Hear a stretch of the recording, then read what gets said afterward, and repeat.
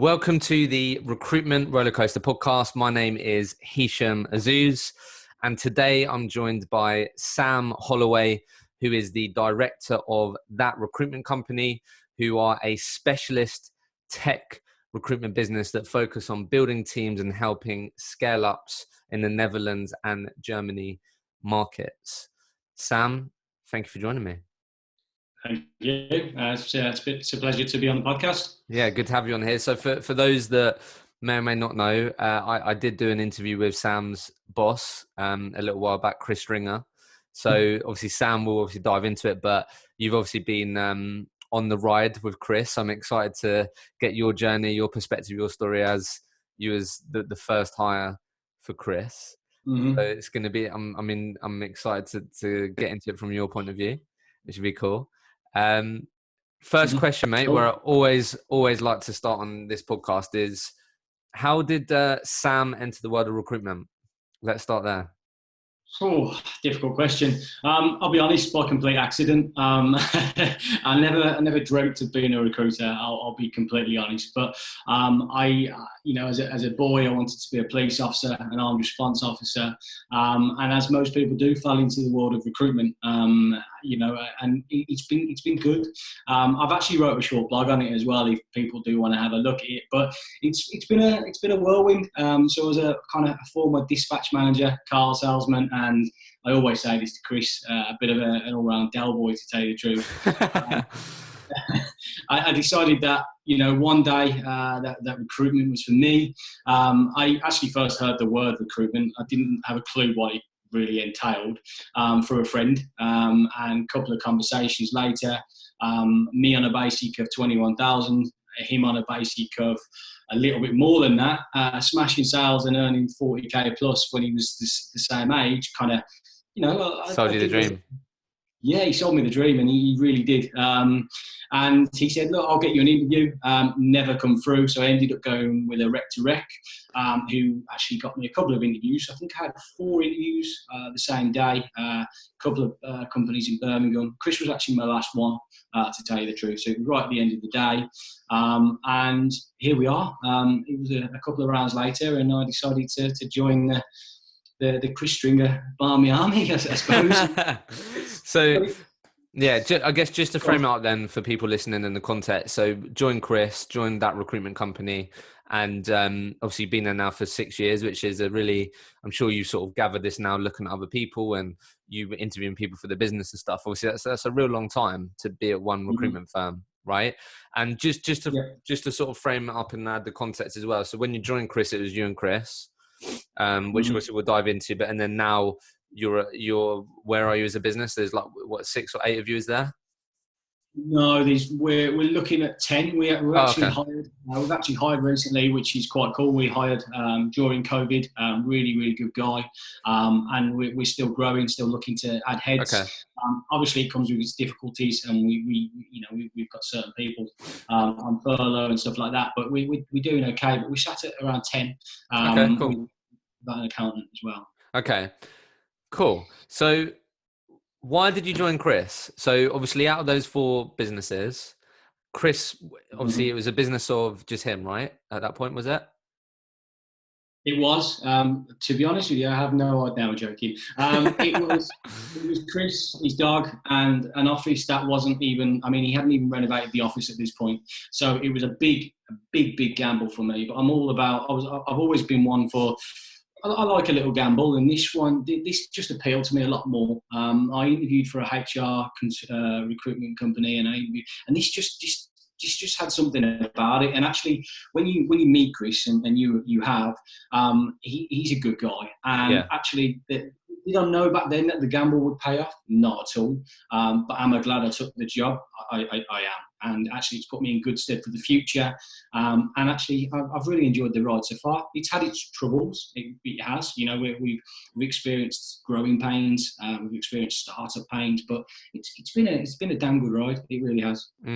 So I guess for people, obviously, I know you haven't experienced anything else, but I guess, like, as we're talking about it, because I think a lot of people that are either in recruitment now or considering it, obviously there is that sort of, should I join a big firm or should I join a small growing business? For me, we sort of spoken about this quite a bit, but I think for me, I joined a smaller growing business, and one of the sort of big draw points for me was the person that I joined, the owner of the business. I got sat next to that person, super experienced, and I really felt that I could learn really easily and from the best people around me, and I had direct access to these people.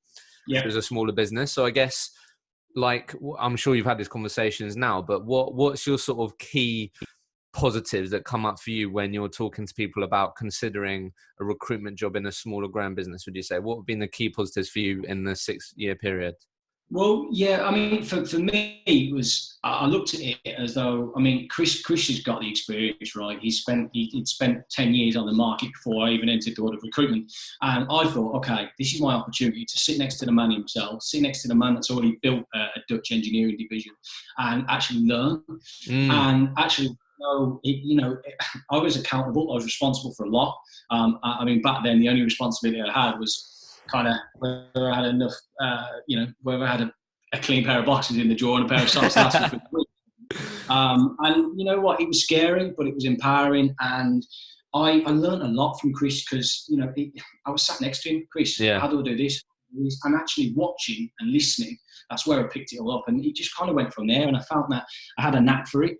And actually, till this day, I still enjoy the full process. I still enjoy the 360 process. And yeah, it was the idea that I could join somebody in a smaller company where I would get the training and, kind of not micromanagement. It was just, I knew that I would get the support needed. Yeah. And I think Chris tries to install, we're not a big company, so we don't have the L&D department, but Chris is a big believer that he will, we have external trainers in, and we try and give everybody. Chris always says, I will give every person that joins this business all the tools to make money and to have a career. And actually, we do. We do that and then some. Awesome. Okay, so always interested to hear about people's first year in recruitment because it's normally really difficult. You and Chris, the dog, in an unrenovated office. Obviously, you haven't worked in recruitment before, done car sales, which obviously is a real different type of sale, right? I mean, I came from a insurance sales background, which was super transactional. If I didn't close that person on the phone, I won't hear nothing again. So for me, the sort of draw going into recruitment was the sort of consultative side and a longer sales process, learning how to do that, and more consultative, and obviously making more money, more bigger deal values, all those types of things. So I guess, but my first year was really difficult. Obviously, all I heard about was the good things in recruitment, right? Before I got into it. So I guess, what did that first year look like for you, Sam? What went on in that first year? It was difficult, but it was highly rewarding. I said to myself, if I was going to take this opportunity, that I was going to put everything into this opportunity. Yeah. And I sensed it the moment I walked through that door. Don't get me wrong, times have changed a little bit now. I used to, although it was just me and Chris, I used to walk into the office, I'd like to say suited and booted, but it was more like jeans and a blazer and a shirt. Every single day, I'd come up, I'd turn up, and I'd be ready to work. It was difficult. The first 6 months, I say it to everybody, the first 6 months should be the most difficult. It should be the most difficult job you've ever had. But once you've rode that 6 months, it then becomes the best job. It's all about what you put in, right? What you put in, what you get out. And mine and Chris's focus was to grow the team to free, and actually just to get as much money on the board, to tell you the truth. Back then, an €8,000 deal was a big thing. Chris used to do one, I used to do one, and then... How long did it take to do your first deal? I did it in 20... I remember this, and I'll never forget it. I did it in 29 days. 29 days? 29 days. I did my birthday. Love that. What did you bill in your first year? I started in the June, so I always look at it kind of what I did. I started in the June, and I do June to January because that was my first 6 months. Yeah. So in that first 6 months, I did €47,000, and I blanked once, I believe. Not bad, that is it? I did €40,000 in a market. I had 5 months of sales experience before. How? obviously, Chris would have helped you a lot, right? But I guess, people maybe now thinking about opening up new markets or doing it like I guess, what did you focus on, Sam? Was it the candidate side that you really focused on, or was you straight bringing in jobs? Like, what was the focus in those first 6 months that helped you achieve that, do you think? Well, it has to be BD for me. And Chris said to me, actually, I think back then it was you can't I don't want you to work a candidate until you got your first 5 jobs on. Really? I don't want you to I don't want you to work a candidate, and I quickly got that on. I quickly started working processes, but I did something that Chris still it was quite clever for me till this day. So Chris gave me a market, and it was PHP. And actually, I thought it was tough, and I just couldn't grasp it. So what I did was I kind of switched to front end development, and I was doing a few things in front end development, keeping PHP running. And then I said to Chris, look, I'm going to go in with front end development, because I had a load of candidates, I had a busy pipeline, I had a lot of jobs coming through. And since then, I mean, it was a good switch, and I haven't looked back. I work in the JavaScript ecosystem now from then on, but still do a bit of PHP, but JavaScript was that's my bread and butter. Really?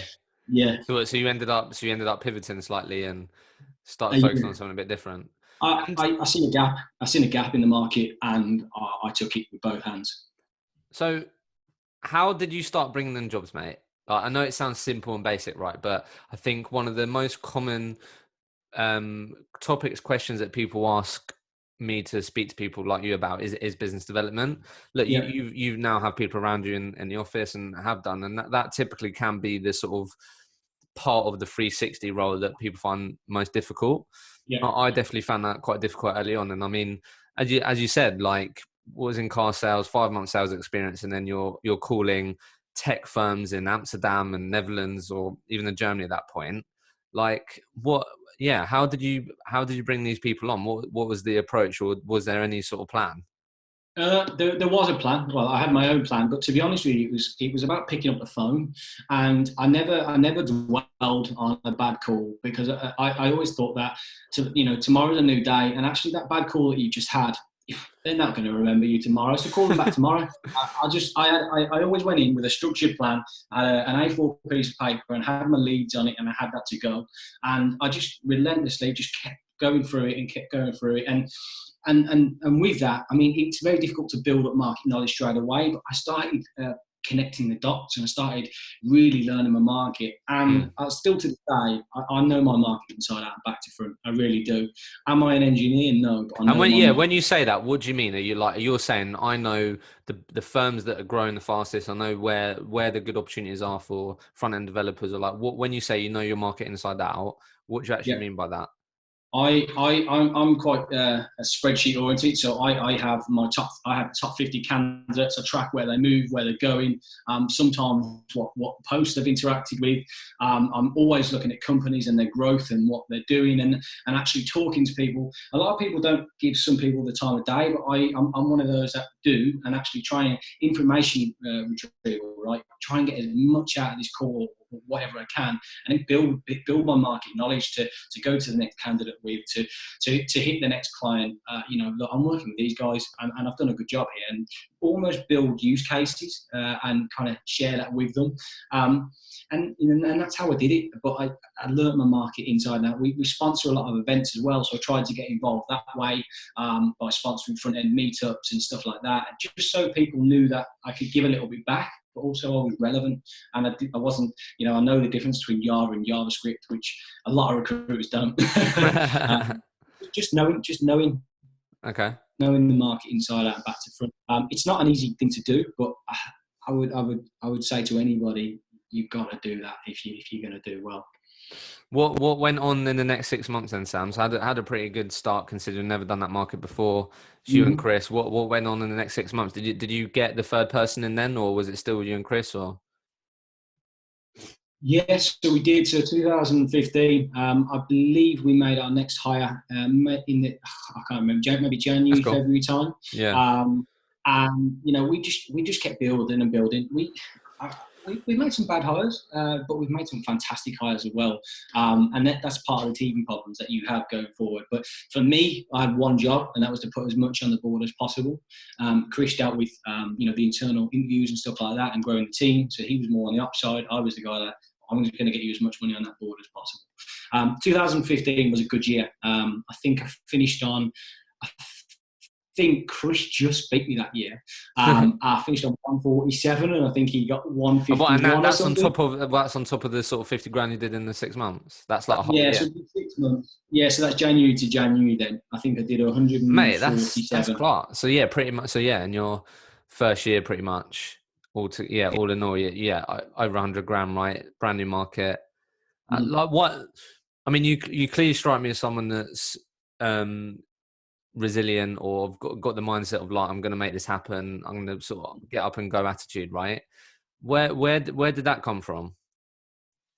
I have no idea. It wasn't from my parents. It really wasn't. But I believe that I've got to go into. I do the same with everything, right? I go in with both barrels. I go in. This is what I want to do, and this is what I want to achieve. And actually, it was a great opportunity, and I wanted to impress as well. And Chris always said, look, if you play this right, you could be a cornerstone. And actually, I have become a cornerstone, and I just wanted to. I could see that I could do it, and I wanted to constantly improve every day, something different, try different things. I was one of the worst people Chris has ever took on the phone, Fisher. I was awful. I've got a very, very strong accent. I couldn't piece sentences together, and I just had to pick it up and continually just develop myself. And actually, culturally, the Netherlands is a different place, and I had to learn. I really did have to learn, but it's worked out all right. Okay, so I guess just to sort of wrap up this first year, mate, I guess you've now seen people in the business go through their first year and maybe help them through that, be involved with that, see things. I guess sort of looking back now, you're 6 years into your recruitment career, right? Like looking back now, hindsight, what for those people that maybe in that first year found it difficult or are finding it challenging right now, what's your sort of go-to advice for people in that first year? Resilience is one thing, but I have this thing. I call it it's battle ready. I say that you've got to go in fighting all times. You're going to have bad calls, you're going to have good calls. Celebrate your small wins as well. I don't do that enough now. Because I think, okay, I can do. What's a small win for you? Like, what do you make sure that the guys celebrate when they're early on? What's a small win for you? It's not even, what information did you get out of that person, or an interview is a small win for me. Just talking to the right person. I'm a big believer. Just the small wins, the little things that people forget to celebrate. It's not all about doing a deal or getting 6 interviews that week. Actually celebrate. Yeah. For example, the last week I had some conversations with companies I never thought I'd be able to get in with. All San Francisco-based companies, huge enterprises, and yet I'm there talking to the director of Google, and that for me. Yeah, that's not a small win. That's a bloody big win. You just got to celebrate the small wins. Yeah, I think it's really important to. Yeah, definitely celebrating good conversations or people getting back to you or getting through to people is definitely a great small win to celebrate. So resilience. So when you say battle ready, are you talking about making sure that you're set up for the day, know what your intentions are, know what your goals are for the week, or I don't know what you? Yeah, no, that's exactly what I mean. You've got to be ready. Come in with the right mindset. Come in with your day plan. Come in with whatever you need to. I'm a big believer. I don't often finish work and go, I've had a bad day. I always think, you know what, I've achieved what I wanted to do, and go out with that objective. Go out to achieve something. Your day's going to change. There are many variables, but go out there and achieve what you want to do. And I think as old school as it is, I still write on the same A4 piece of paper every single day what I've got to do and what I think is a good day in my books.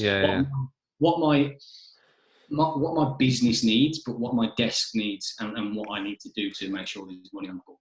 Yeah, I love that. So it may or may not have evolved, as you just said, but one of the most common subjects or topics that people want to know is how do people structure their days?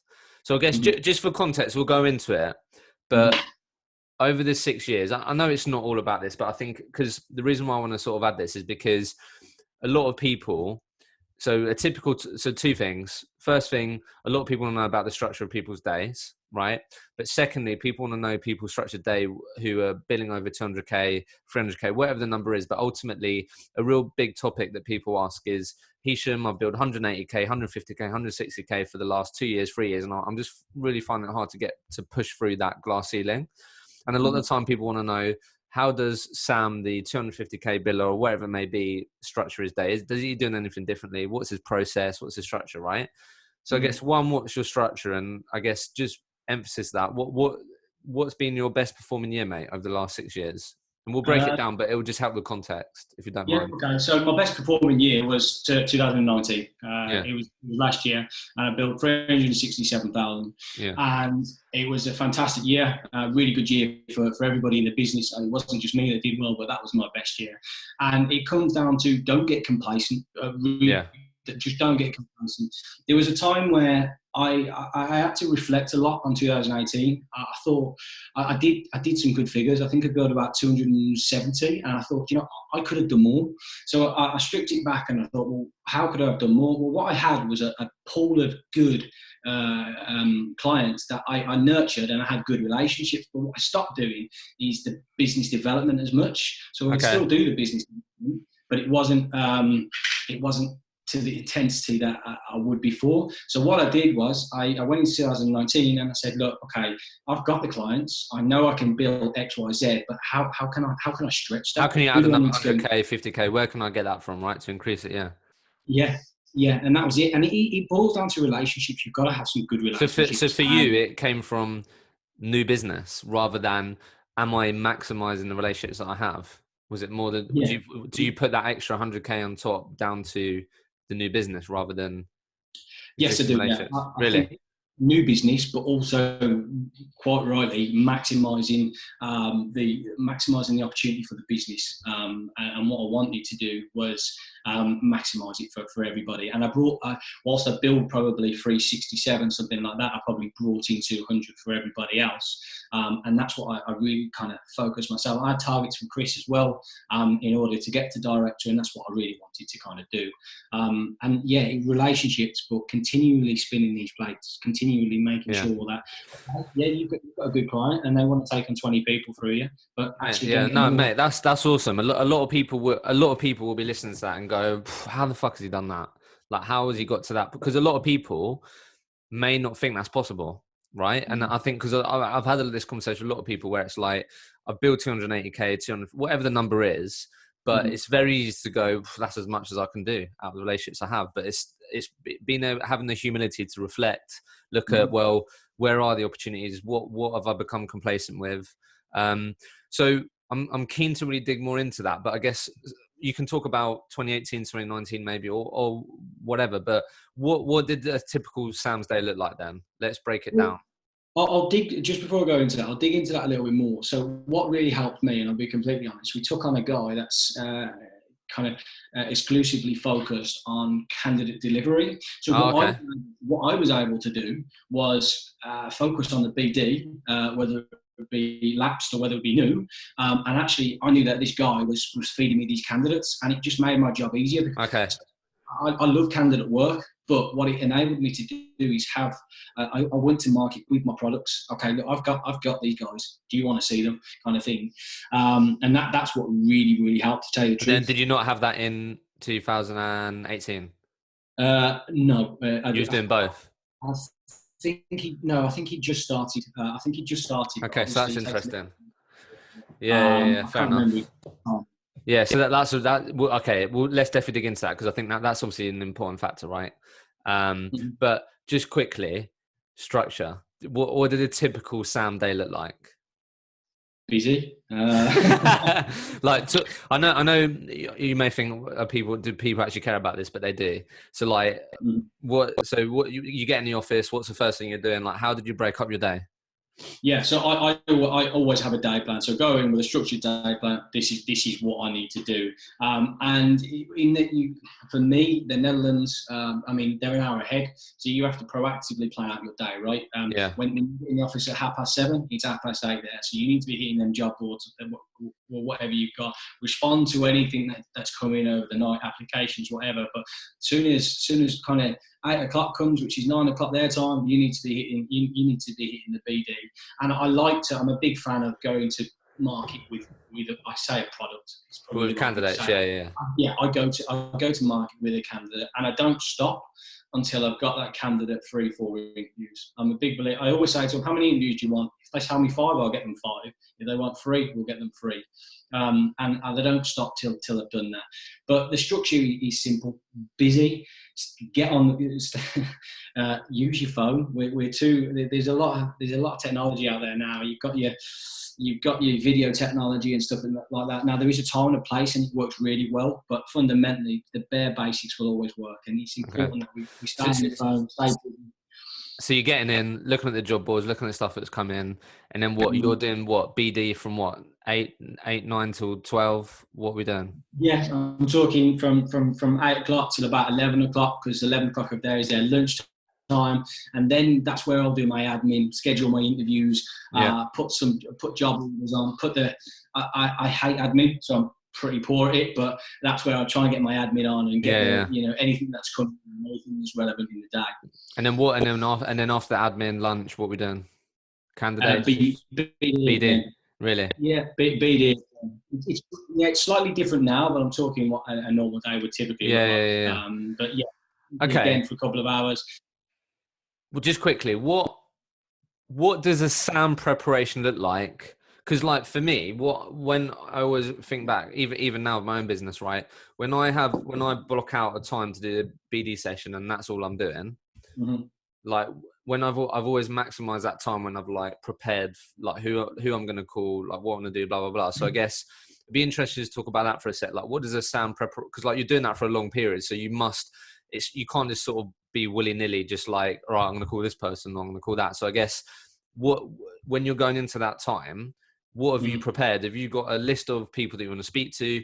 Have you got, I don't know, a search on the go on LinkedIn and the hiring managers that you're reaching out to? Like, what did you make sure you got prepared for that BD session and that time? Yes. So no day ever looks the same, and I'm really religious with my calendar. So I always plan callbacks. If I'd had a positive call or just a good conversation, give me a call back tomorrow, I'm in a meeting or blah, blah, blah.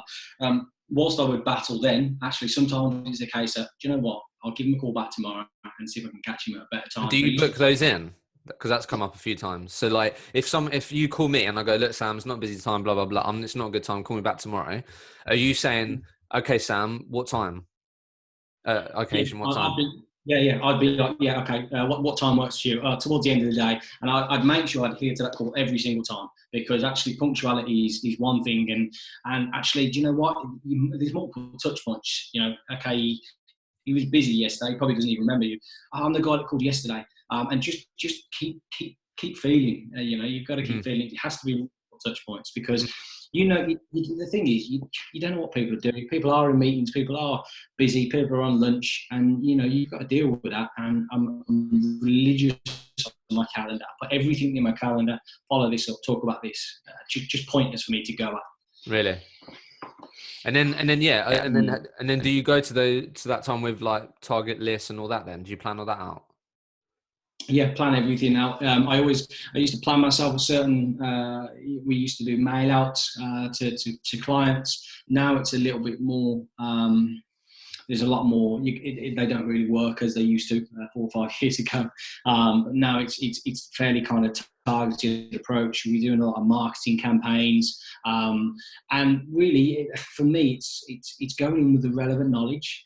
And the beauty I have at the minute is, because I've worked with a lot of people in the Netherlands, I have the content to go, look, I'm working with you. I'm working with that massively helps. Your competitor.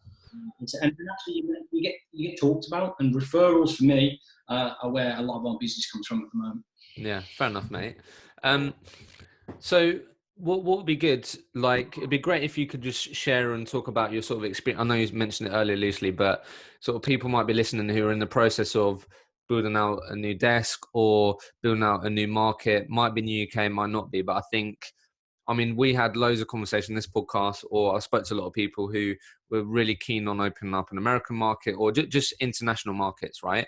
So I guess what's been your learnings through that? I think you said earlier, obviously the Amsterdam, Netherlands culture and markets obviously totally different, but what's been your learnings through that, mate, for people that might be early on in that? How was that? How was there real pushback on Sam, a recruiter from the UK, helping me in Netherlands scale up? Or I don't know, what? Yeah, definitely.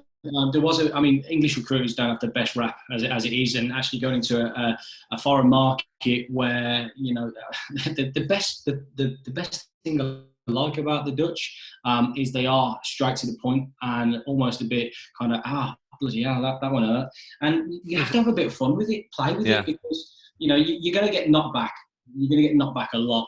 But fundamentally, you know, you've got to keep going. And actually, I learned quite quickly that these guys are direct. And actually, do you know what? I need to be a little bit of direct, but I need to have fun with it. Have a joke on the phone. Leave them something to remember you by. And make sure you never... Look, 2% of jobs are pulled on the first call. 2%, I think it is. And actually... there's multiple touch points. I think if you're touching base 5-6 times, that's where you increase your chances of pulling a job. So have fun with it. They're not going to remember you. Have fun with it and follow up with the right stuff. I think I know. Obviously, I know we said that we'd sort of segue into this later on, but I think it's been one of the most, again, just common topics that people want to know about right now, in terms of like, and I know this is something that obviously clearly you're passionate about and is one of your strongest skill sets in terms of new business, win new clients, business development. People I've had so many questions on how people are approaching that now. So let's definitely talk about it, mate, because we're talking about different touch points. We're talking about 2% of jobs get pulled in the first call. Like, what does business development look like for you now, and sort of how have you had to maybe adjust, or like how are you approaching it that maybe people could sort of benefit from? Because I think that's definitely a challenge right now for a lot of people, even more so. Yeah, it's simple. I've stayed busy. I've not let this define my day or my week. And actually, I've seen there's a lot of positives behind this. I mean, not just the fact that I'm at home with my son, but actually everybody's in the same situation. So everybody's mindful. Everybody are going through this in their own way. So I've used it as a time to kind of really build a solid foundation. A time to innovate, try different things, and most of all, really, what people want is they want support. They don't want a hard sell. They want support, and they want you to share relevant market knowledge. You know, your competitor, they're on board in this way, or they've just lost this amount of people. Recruiters are a fountain of knowledge, like it or not. We're talking to people all day, every day, and if you take that information on board, you can go to market and really share it with people. And to be honest, I'm busier now than I've ever been. I'm on the phone all day. My phone time is insane. What you found? More people are more accessible. 100%. Anybody that tells you different is 100%. Everybody sat at home in their sweatpants, and you phone them, and you catch them off guard a little bit. But I've had some of the best conversations. And what are you talking to these people about, Sam? Because like if you call me and I'm going, look, Sam, we're not hiring. Like, we can't even think about that right now. What like, because I think a lot of challenges, right? The sort of common challenges that I'm hearing from recruiters right now is that, like, again, back to sort of celebrating wins or whatever, the sort of wins might have changed slightly, because Sam, maybe 3-6 months ago, might have had those call times and pulled X amount of jobs. But now you're putting in the same output, but might not be getting the same wins as you're used to. Do you know what I mean? So I guess what are you doing, and what are your intentions in these calls to make sure that you're maximizing that call time and those opportunities? Well, look, I'm being a consultant rather than, I'm being a consultant. It's a soft sell for me always. In fact, what I've stopped doing is going in for the jobs. Don't even speak about them. I don't even speak about them. It's, look, I've come across your company today, read a bit about you. Actually, I'm working with these guys. Share some relevant stuff, and then just ask, how are you doing? How are things? How have the team adjusted to the new way of life? And find out a little bit about them. They want support, and what we've been doing is sharing. We've got a few white papers that we've created, a bit of marketing stuff, how we're combating COVID, how we're still helping people on board. We also, what I did, which was quite nice, we had a health and mindfulness coach. Chris employed somebody to kind of have an hour with us all. And I took that content, it really helped me. And what I've done is share it. It sounds a bit kind of gimmick. No, I don't really know what the word is, but it sounds a bit but I went to market and said, look, I've got this if you want to share it with your team. And people were so receptive, because it wasn't, this guy's calling me for some jobs. It's actually, this guy genuinely cares. He's sharing best practices and wants to know a little bit about us. And all these calls I've put back in my diary, but actually it's really worked. It's really worked with people, and I've got some fantastic jobs from it. I really have. So you haven't been leading with jobs. It's been, how are you doing? What's going on? You're being a human. You're sharing sort of what you guys are doing, how you're adapting, and hopefully that gives value and helps other people, and helping that lead the conversation. And as you said, naturally that can lead to, oh, by the way, Sam, what do you guys do? And can you help me with this, or da da da? Yeah, it's soft sell always. They want you to. Time is one thing, but they want you to help them. Not everybody's used to this tricky situation. We haven't mastered it by far. We've had our own problems during this, but if we can share content and really help these people out, even whether it's okay, so you've had to let a few of your team members go. I'll happily help them for free if you want. Just showing that you're there to support, and it's soft selling always. That's how I found it works. It's not masterstroke, it's not, but that's what's worked for me. And staying busy. I think whoever's listening, like, don't underestimate the amount of people that aren't trying to really put in the outputs right now, like you are, Sam. I think a lot of, obviously I only work with recruiters, and a lot of people have sort of shared the conversations they've had with me where they've called clients, they've called target clients, and they've replied going, Sam, you're the first recruiter that's called me during this, what's going on. Do you know what I mean? So I think if you're listening right now and you're like, yeah, it makes sense, but honestly, you may think everyone's approaching like Sam is, but they're not. Do you know what I mean? So like, really don't underestimate the importance of being busy. And even if that is, as you're saying, Sam, checking in, speaking to people will remember what you do and the actions you take during this period. Do you know what I mean? Are they going to remember the recruiter, Sam, that called them, shared the mindfulness stuff, tried to share value during this period? Or are they going to want to speak to someone that calls them and says, hey, we spoke back in March before this went on, how you doing? Do you know what I mean? So you've got to create additional value. You've got to create additional value, and that's how it's really worked for us. Chris is doing the same, Dom's doing the same, and it's really worked wonders. And there is a time and a place to sell a CV and to do that selling call, but help them out. Help them out. So people remember it, right? I think that's okay, mate. Love that. So I guess what I'd be keen, I know we really sort of dived into business development there, but I know a lot of people get value out of that. I guess what I'd love to sort of just unpack a bit more. I know you mentioned about your billings journey and increasing performance, I guess, and this can tie into it, but why do you think Sam has become a cornerstone of this business? I think, look, a huge percentage of the recruitment industry is sub 10 staff, smaller grown businesses. But why do you think you're the person that really grabbed the opportunity with both hands? And what did you do to ensure you became that cornerstone in this business? And how, because I want people to know and hear about how you've done it, because they can learn from that and do it themselves and really grab those opportunities that they have in these in recruitment businesses, right?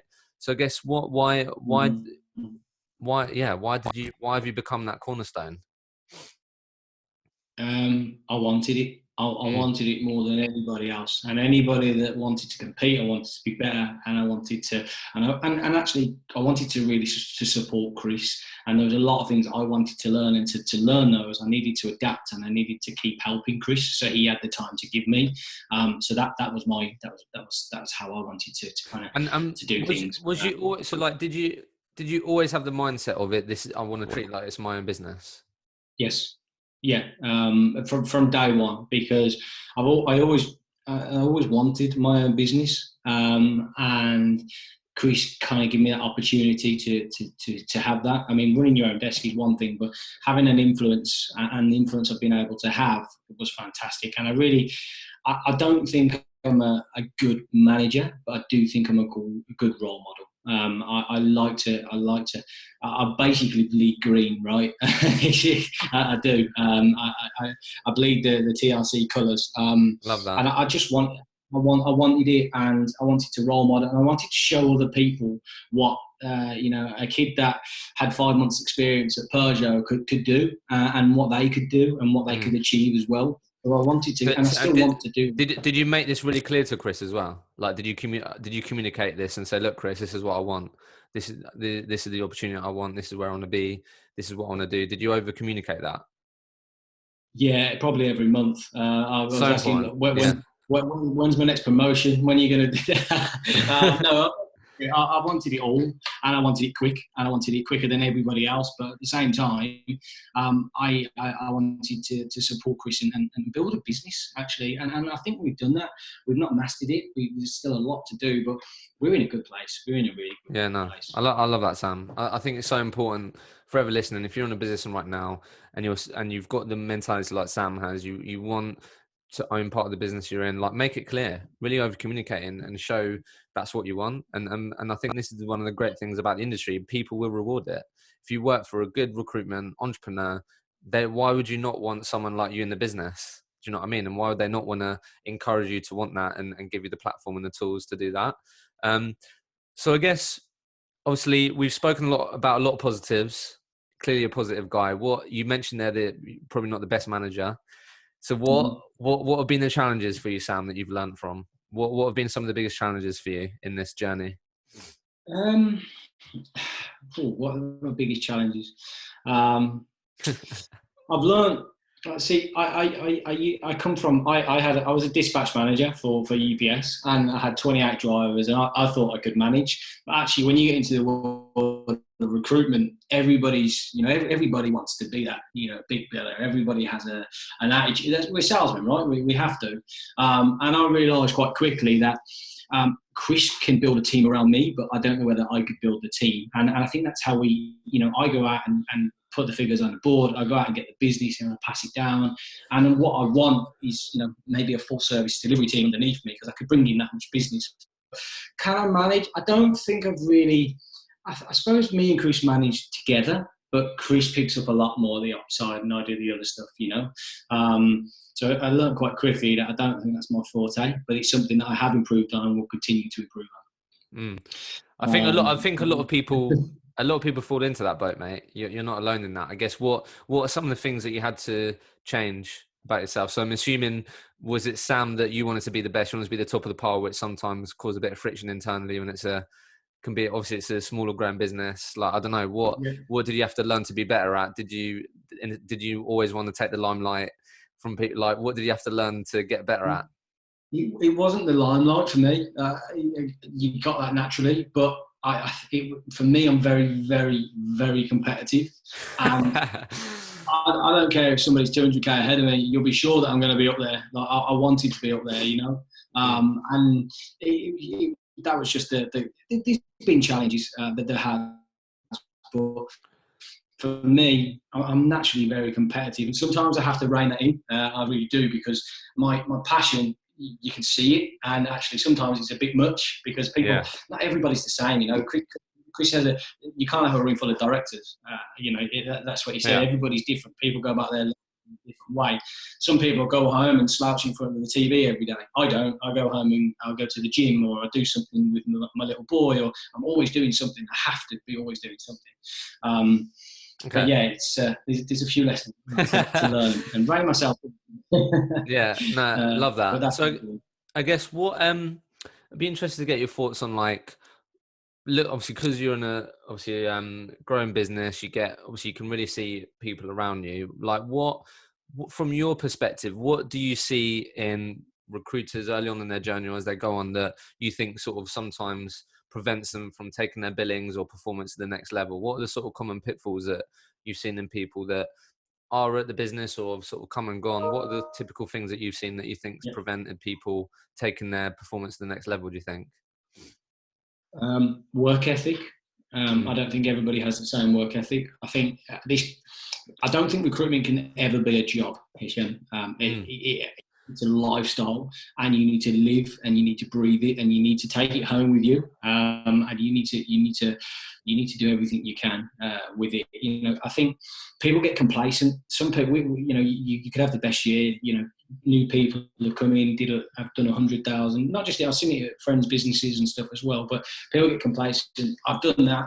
I've achieved. But what else are you going to do? You've done your 100k. What about your 150 next year and your 200 next year? You got to keep active. You keep learning. I said this to you earlier on. Keep learning your market. It will change. My market changes every 6 months because the new framework out is something else. Keep learning and keep innovating, trying different things. Always try different things, because for me, it's not a one size fits all. No, that's really interesting, mate. So I guess to sort of on that point then, like, what, in hindsight, what advice would you give yourself, knowing what you know now, early on in Sam's recruitment career, do you think? What would you say to Sam early on, knowing what you know now? What would I say to myself? Do exactly what you've done. But no, it's all about mindset, right? And sorry to butt in, mate. Mindset, that comes up a lot on this, right? In terms of what's the difference between the 200k biller to 300 plus? Typically, is it going to be that you spend 30 minutes more sending in mails or something like that? Probably not. It is that mindset, work ethic, these types of things. So I guess let's just talk about that for a sec. Like, what's been your journey with mindset, mate? As I know you said obviously earlier on, definitely didn't get it from your parents, and you're clearly someone that wants it, you're competitive, but like, what did you cultivate your mindset? Like, have you worked on yourself? What are some of the things that have helped you? Definitely. For me, I have this thing. If I don't get that one, then I'll get the next one. It just fires me up even more. And I don't mean to sound arrogant with this, and it's going to sound very arrogant, but I genuinely believe that I can outperform everyone. And you believe in yourself. You fully back yourself. Yeah, I need that. And not only that, I'm a big believer that, whilst I work for That Recruitment Company, there's also a brand behind That Recruitment Company, and that's the individual consultant. And I wanted to build a brand within a brand. And it's quite evident that when you do that, business comes round, and word of mouth is very, very important. And giving candidates and clients alike the best possible service is something that I've always prided myself on, because candidates, what I've learned in this market, candidates become clients, and treat everybody the same and do the best you can. So very early on, you recognise you gave yourself very high standards and always worked hard to work towards that. Never, always tried to not drop the bar. 100%, yeah. Had to. And I needed to make this work for me as well. I was going through a time of my own where I was 21 years of age, didn't know what I was going to do, and I wanted to make something work. And then when I found out I had a knack for this, I went all in, and I wanted to continue with it. I love that, mate. As we sort of come to finish this, mate, just something that's come up for me, I think. So how old are you now? Sorry if you don't mind me asking. 27, yeah. So you've got a young family. Obviously earned quite a bit of cash along the way, right? Like, because look, I think recruitment, going into it, you can buy all these nice things, go on nice holidays, buy beef for all this stuff, right? But what just out of interest, mate, because I don't think enough people speak about it. What's been I think more people are speaking about it now, but what's been your sort of journey in finances? Like, did you start investing in property, or like, I don't know, what did you like? Have you learned any learnings there? Because the way Sam spent his money early 24, 25, I don't know, might have been a bit different. But like, what's been your sort of journey in the sort of assets and things that you built for yourself? Because to talk about. Yeah, fine. I said to you earlier on that I'm a bit of a Dal boy, and believe it or not, I'm not even joking. If somebody across the road said to me now, "Do you want to clear my car for £50?" I'd do it. I don't care how much anymore. I've been the same, I've always been the same sort of person. This is quite a challenging. Full-time director role within a young business. I've got two nearly 3-year-old son. I've got one on the way in 4 weeks. So it's a busy time. I've got a pregnant missus that always needs chocolate, and then I went and committed myself to an 874-mile cycle. It's keeping busy, but how did I spend my money? I guess I invested in a house early on. I think I bought my first house at 22. I got it for a decent price, and we've just moved into a new house now. And I'm not a spender, Hisham. I like to save money. Love that. I will save anywhere I can. I think that's awesome, because I think you always hear about people splashing the cash and all this, and I think, like, do you know what I mean? A lot of people in your shoes could have just pissed it all up the wall, and that means that in situations like this now, young family, you might have put yourself in a difficult situation, right? So I think it's great to talk about that at least. And I guess young family then, Sam, how's that been for you, mate? That's like, let's not take that lightly. Do you know what I mean? Yeah. How's that journey been whilst being a recruiter and family life, personal life? How have you gone about juggling that? How's that been? Challenging. It really has. Archie's he's free this month, but we decided to take the time to potty train. I won't go into any details. Challenging. And then Ella's about to pop. We've got another one on the way, but it's been good. It keeps you level headed, and actually it gives you more. For me, I want to give him everything I didn't get, and it doesn't just mean he'll have the ladies trainers. I want him to have that, the stable family environment. If he needs something, he gets it. If he needs to go to extra classes at school, he gets it, and that's what I always wanted to provide. Did you find yourself just out of interest? Did you find, because I've read this and heard this quite a few times, but Sam's drive before you had Archie compared to when you had Archie, did it level up? Did it increase? Was your drive even more? I don't know. What? I guess it did increase a little bit. It didn't change too much, but it did increase because actually I needed more money to put clothes on his back, to tell you the truth. And nobody tells you how expensive they are. They come with nappies and cots and all this sort of stuff. And now he eats me out of house and home. But no, it gave me more of a drive, I suppose. But to be honest, I've always been the same. And I just want to make sure that, like I said, that they have everything they need. And actually, I support my partner and everything. And there's no issues, I think. Yeah, I love that, mate. No, honestly, that's awesome. So before we finish then, you mentioned it just there. Why did you decide to raise money and cycle however many miles? Like, what the hell went on there, mate? Well, I'm a bit batshit crazy, to be honest. And when I decided that I wanted to do this, you're going to laugh. So I've always wanted to do. I've been saying, actually, it was on the first, New Year's Day every year. Me and my partner, we set aside some targets of what we want for the year. And one of the things was I wanted to do some charity. And I come into this, it was a bit of a scary time, and I needed something else other than work, and I just needed something else to do.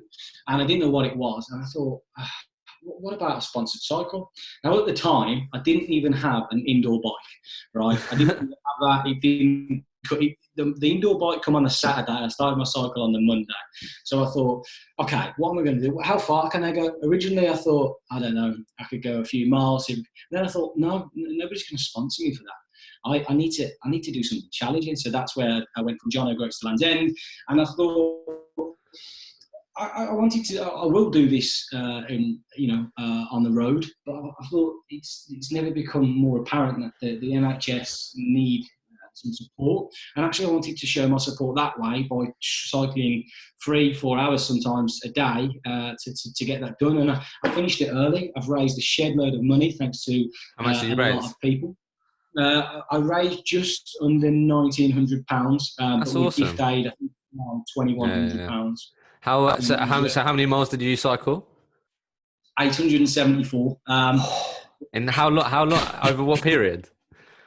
19 days. Oh, mate. 19 days. And I was crazy that I did with my friends Greg and Matthew from other respective kind of recruitment companies. They did it with me as well because they're both raising money for different charities. So I joined on the last day for a 100-mile finale to kind of to get it done. But it was tough. Yeah. My legs are still hurt.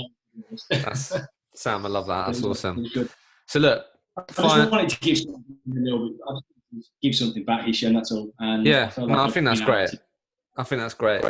Honestly, good on you, mate. I think that's amazing. The final two questions.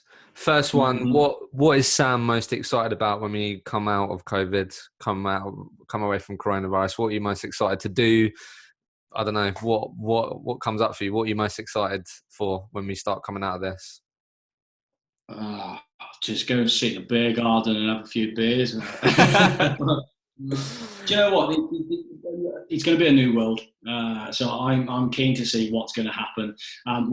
Every single person that goes back is going to go back to a very, very different business. It's not going to be the same. So I'm keen to see how that plays out, not just for us, but for everybody. I mean, luckily enough, we've still got a lot of people working, but other companies have had to furlough quite a lot of people, and they've all got to go back at the same time. So just be keen to see what happens. But fundamentally, I just hope everybody stays safe and that everybody's okay upon returning to work. Yeah, no, that's awesome. And look, final question. You can answer it with a phrase, a sentence, a word, whatever comes up for you, Sam. But if Sam could communicate to every single recruiter out there, they'd listen to your advice, they'd take it on, they'd implement it tomorrow, what would you say to the people? Stay busy and go into every day with the right mindset. Love that. Sam, it's been a pleasure, mate. Thank you.